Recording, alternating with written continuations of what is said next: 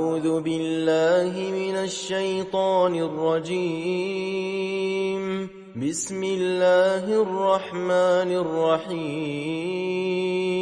في الدنيا والآخرة ويسألونك عن اليتامى قل إصلاح لهم خير وإن تخالطوهم فإخوانكم والله يعلم المفسد من المصلح ولو شاء الله لأعنتكم إن الله عزيز حكيم. ولا تنكحوا المشركات حتى يؤمنن ولأمة مؤمنة خير من مشركة ولو أعجبتكم ولا تنكحوا المشركين حتى يؤمنوا ولعبد مؤمن خير من مشرك ولو أعجبكم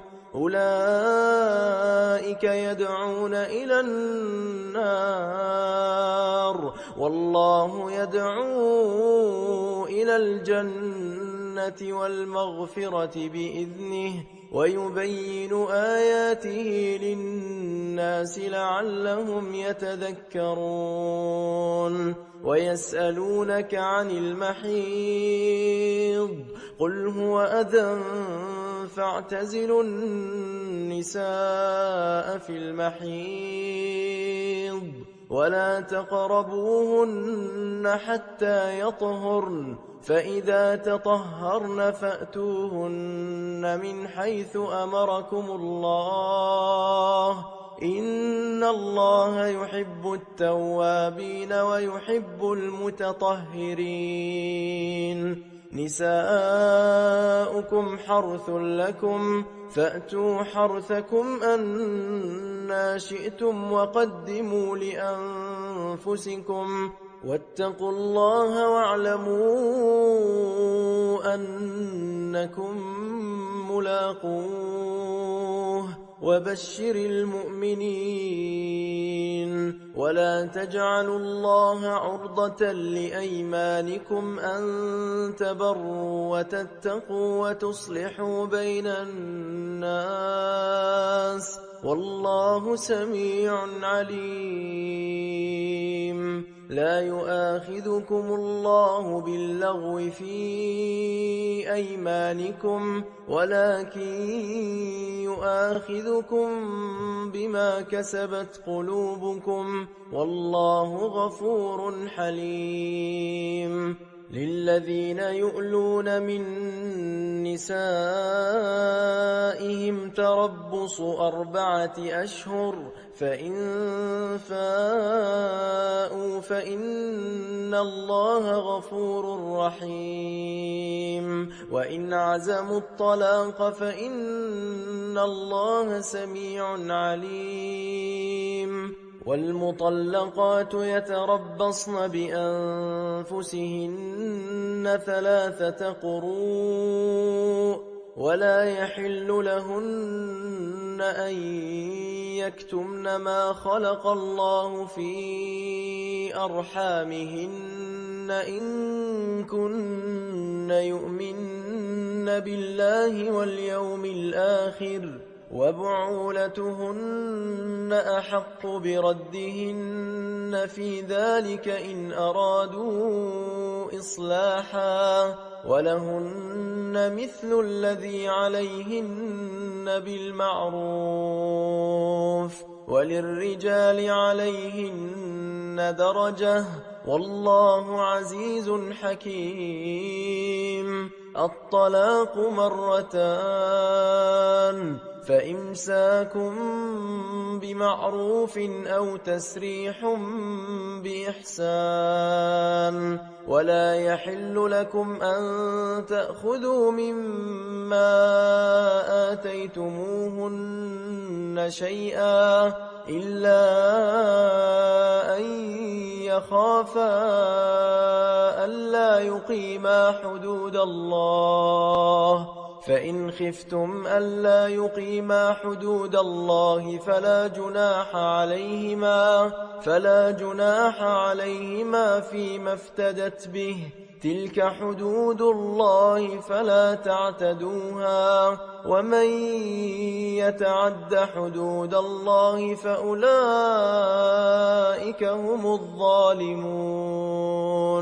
فإن طلقها فلا تحل له من بعد حتى تنكح زوجا غيره، فإن طلقها فلا جناح عليهما أن يتراجعا إن ظنا أن يقيما حدود الله، وتلك حدود الله يبينها لقوم يعلمون. وإذا طلقتم النساء فبلغن أجلهن فأمسكوهن بمعروف أو سرحوهن بمعروف، ولا تمسكوهن ضرارا لتعتدوا، ومن يفعل ذلك فقد ظلم نفسه.